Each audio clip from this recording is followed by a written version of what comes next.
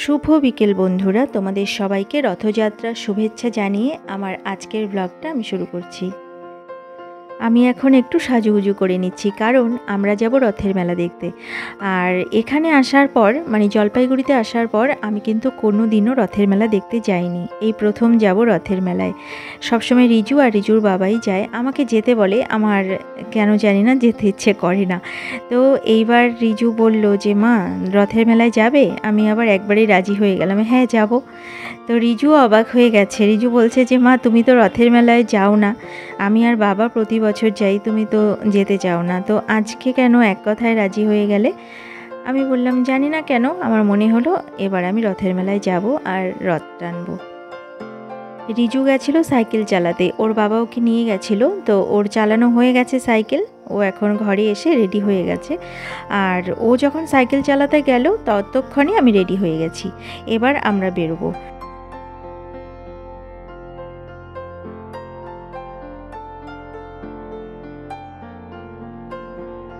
এখন আমরা যাচ্ছি রথের মেলাতে। আর রিজু এতক্ষণ সাইকেল চালাতে গেছিলো, সেখান থেকে এলো, এসেও রেডি হলো, আর আমি তো রেডি হয়েছিলাম।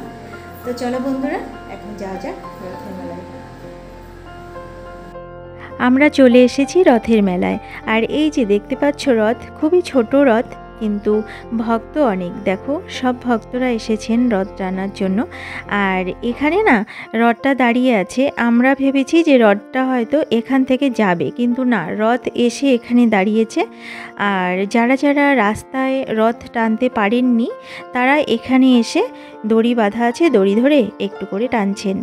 আমরা প্রথমে ভেবেছিলাম রথটা মনে হয় সামনের দিকে আসছে, তো আমরা এইদিকে দাঁড়িয়েছি যে সামনে যারা আছে তারা আগে টেনে নিক, তারপরে না হয় আমরা টানবো।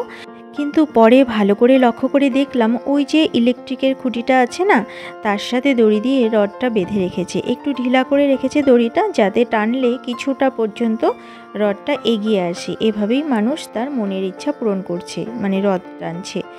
আর আমরাও তারপর যখন বুঝতে পারলাম, তখন আমরাও একটু এখান থেকেই টানলাম, টেনে নিয়ে তারপর আবার যাব চিনি কলা দিতে জগন্নাথ ঠাকুরকে।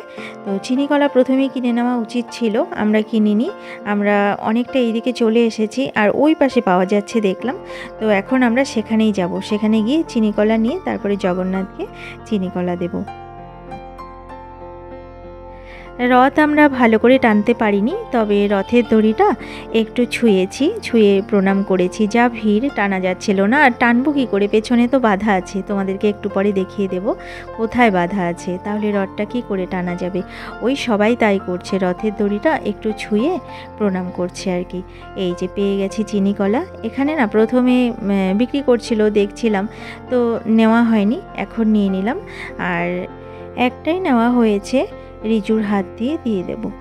আর এখানে দেখো ওই যে পুরোহিত মশাই বসে আছেন, এখানেই দেওয়া হচ্ছে চিনি কলা, আর উনি সবাইকে প্রসাদ দিচ্ছেন।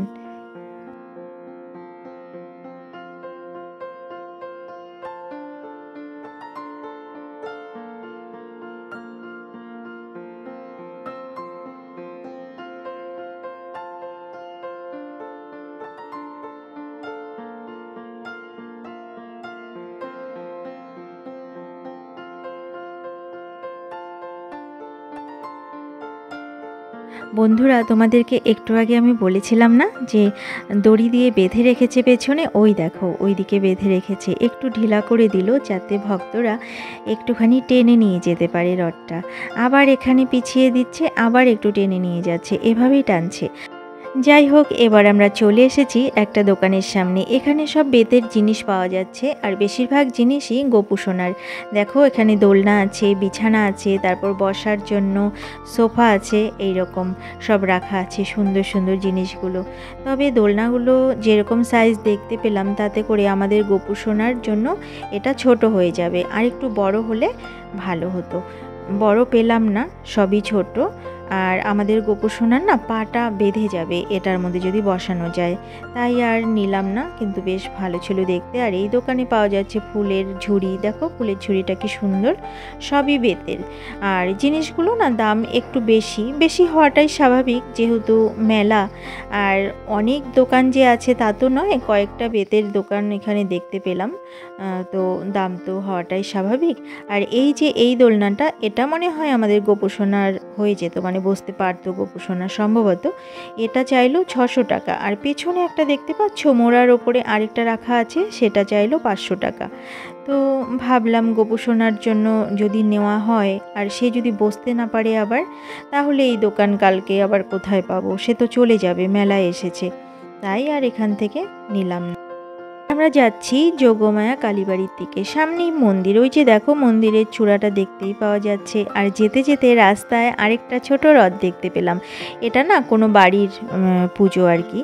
তো আমি একটু ভিডিও করে নিলাম, আর সামনের থেকে রথের দড়িটা ধরে একটু টেনেও নিলাম, কারণ ওই রথের দড়িটা ভালো করে ধরতে পারিনি, টানতে পারিনি, দড়িটা ধরেছিলাম। তো সুযোগ হয়েছে, ঈশ্বর সুযোগ করে দিয়েছেন, তাই একটু ছুঁয়ে প্রণাম করে নিলাম আর দড়িটা ধরে একটু টেনে নিলাম।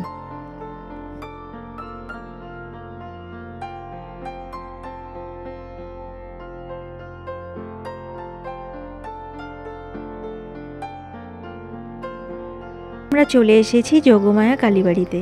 আর বন্ধুরা, তোমরা যারা আমার জলপাইগুড়ির বন্ধু আছো তারা তো জানোই, তাদেরকে আর বলার কিছু নেই এই মন্দির সম্বন্ধে। আর যারা আমার দূরের বন্ধুরা আছো তাদেরকে বলছি, এই মন্দিরে কিন্তু এর আগেও আমি এসেছি, আমার ভিডিওতে তোমরা অনেকবার দেখেছো।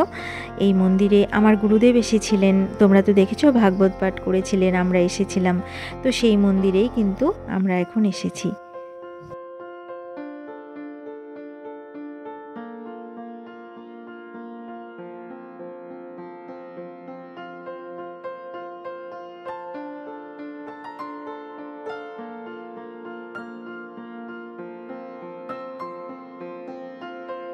এবার আমরা চলে এসেছি মন্দিরের ভেতরে, যেখানে প্রভু জগন্নাথ দেবকে পুজো করা হয়েছে। দেখো ওই যে জগন্নাথ দেবের ছবিটা আমরা দেখতে পাচ্ছি, যেখানে তাকে পুজো করা হয়েছে আসন পেতে সামনে। আর এটা কিন্তু কোনো মূর্তি নয়, এটা মনে হয় কাপড়ের মধ্যে যে বানানো হয় সেই রকমভাবেই প্রভু জগন্নাথ দেবকে বানানো হয়েছে।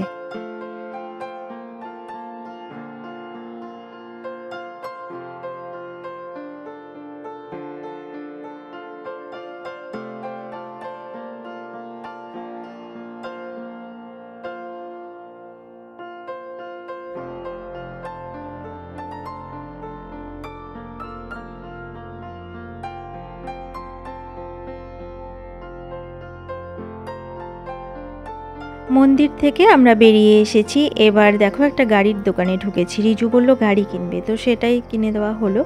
এবার আমরা চলে এলাম মোমো খাওয়ার জন্য। নেওয়া হলো ভেজ মোমো 3 প্লেট। তো মোমো খেয়ে নিয়ে তারপরে দেখি কোথায় যাওয়া যায়। এবার আমরা মেলার থেকে বেরিয়ে যাচ্ছি, আর ভাবলাম যে এই ভিড় আর ভালো লাগছে না, কোনো ফাঁকা নির্জন জায়গায় চলো ঘুরে আসি। আর যেতে যেতে আরেকটা জিনিস তোমাদেরকে দেখাই, এই যে স্কুলটা দেখতে পাচ্ছ, এটা কিন্তু রিজুর স্কুল। রিজু এই স্কুলে আগে পড়তো, এখন এটারই বড় স্কুলে পড়ে। মানে এই স্কুলটার না দুটো ক্যাম্পাস, এটা হলো ছোট, নার্সারি থেকে ক্লাস 1 পর্যন্ত এখানে আছে। আরেকটা বড় ক্যাম্পাস আছে, সেখানে ক্লাস 2 থেকে 12 পর্যন্ত। তো সেই স্কুলেই এখন রিজু পড়ে। আর এবার আমরা যাচ্ছি আমাদের তিস্তা উদ্যানের পাশ দিয়ে। এটা হলো একটা পার্ক, তিস্তা উদ্যান, বাচ্চাদের পার্ক। আর শুধু বাচ্চারা নয়, বড়রাও এখানে আসে, বেশ ভালো লাগে। রিজু যখন ছোট ছিল ওকে নিয়েও অনেকবার এসেছি এই পার্কে, এখন আর আসা হয় না। এখন বেশিরভাগ যাই রাজবাড়ি পার্কে, এখানে আসি না। এবার আমরা যাচ্ছি তিস্তা নদীর পাশ দিয়ে, বাঁধের পাশ দিয়ে যে রাস্তা একটা হয়েছে, নতুন রাস্তা, সেই রাস্তা দিয়ে। আর এই রাস্তা দিয়ে রিজু আর রিজুর বাবা একদিন গেছিল ঘুরতে, আমি আজকেই প্রথম যাচ্ছি। রাস্তাটা যতটা না সুন্দর, চারপাশের পরিবেশটা তার থেকে অনেক বেশি সুন্দর।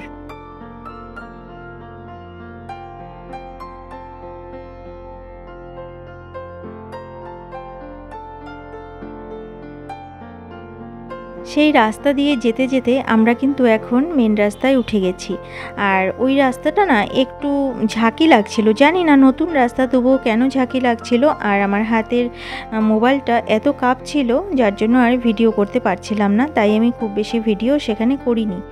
এবার আমরা মেন রোড দিয়ে যাচ্ছি আর এইবার চলে এসেছি আমাদের জলপাইগুড়ি রাজবাড়ি পার্কের সামনে। তো পার্কে রিজুকে বললাম যে যাবে, চলো তাহলে ঘুরে যাই পার্কে একটু। তো রিজু বলল না আজকে আর যাবো না, আমার ইচ্ছে করছে না যেতে। তাই আর পার্কে আমরা ঢুকলাম না, বাড়ির দিকেই যাচ্ছি। আর আজকে না প্রচণ্ড গরম লাগছে, সকালে বৃষ্টি ছিল, এখন কিন্তু রোদ যে তেমন আছে সেটা নয়, কিন্তু প্রচণ্ড গরম লাগছে। আর এই যে দেখো স্টেডিয়াম, এখানে খেলা হচ্ছে, বাচ্চারা ক্রিকেট খেলছে, আবার অন্যান্য খেলাও খেলছে, এখানে শেখানো হয় খেলা। আমরা এখন চলে এসেছি আমাদের বাড়ির কাছাকাছি। আর দেখো একটা বাচ্চা মেয়ে ওর বাবা মার সাথে ছোট্ট একটা রথ নিয়ে যাচ্ছে। রথের মেলা দেখে চলে এসেছি বাড়িতে। দেখো এই যে ব্যাগটা এখনও রাখিনি, ব্যাগটা হাতেই আছে। আর 7টা বেজে গেছে, এখন সন্ধে প্রদীপ দিতে হবে। সন্ধে প্রদীপ দেওয়ার সময় পার হয়ে গেছে, কিন্তু আমি তো ছিলাম না, কিছু করার নেই। এখনই এলাম ঘরে, এখন হাত পা ধুয়ে সন্ধে প্রদীপ দিয়ে নিই আর দিই, তারপর তোমাদের সঙ্গে কথা বলছি।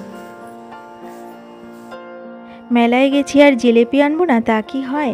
তবে এই জিলেপিগুলো কিন্তু মেলা থেকে আনা হয়নি, আমাদের পাশেই যে মিষ্টির দোকান সেখান থেকে নিয়ে আসা হয়েছে, কারণ সেখানেও জিলেপি বানায়। আর মেলার থেকে জিলেপি আনতে গেলে অনেকক্ষণ আমাদের সেখানে দাঁড়িয়ে থাকতে হতো, ওই ভিড়ের মধ্যে গরমে দাঁড়িয়ে থাকা সম্ভব হয়নি, তাই বাড়ির পাশে দোকান থেকে আনা হয়েছে। এই যে এটা নিচের ঘরে ভাবিদেরকে দিয়ে আসবো, এখন রিজু গিয়ে দিয়ে আসবে। আর আমি হাত পা ধুয়ে জামাকাপড় ছেড়ে চলে এসেছি ঠাকুর ঘরে। এবার আমি সন্ধে প্রদীপ দেব, তার কিছুক্ষণ পরে গোপাল সোনাকে শয়নে দেব।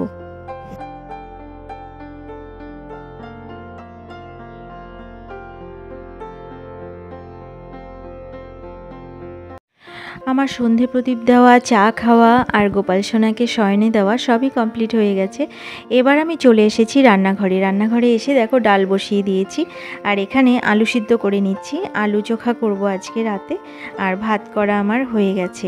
ডালটা বেশি করে বানিয়ে রাখবো, আর কিছুটা খাওয়া হবে রাতে, আর কিছুটা ফ্রিজে রেখে দেব, কারণ কালকে রিজুর স্কুল আছে, সকালে তো ডাল করতেই হবে, তাই রাতে যখন করছি তাহলে এই ডালটাই রেখে দেব।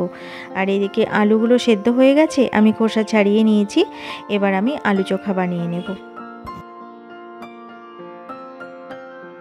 এটা বানানো হয়ে গেলেই আমরা রাতের খাবার খাবো। আর বন্ধুরা, আজকের মতো ব্লগটা এখানেই শেষ করছি। আবার অন্য কোনো দিন অন্য কোনো নতুন ব্লগ নিয়ে তোমাদের সামনে হাজির হয়ে যাব।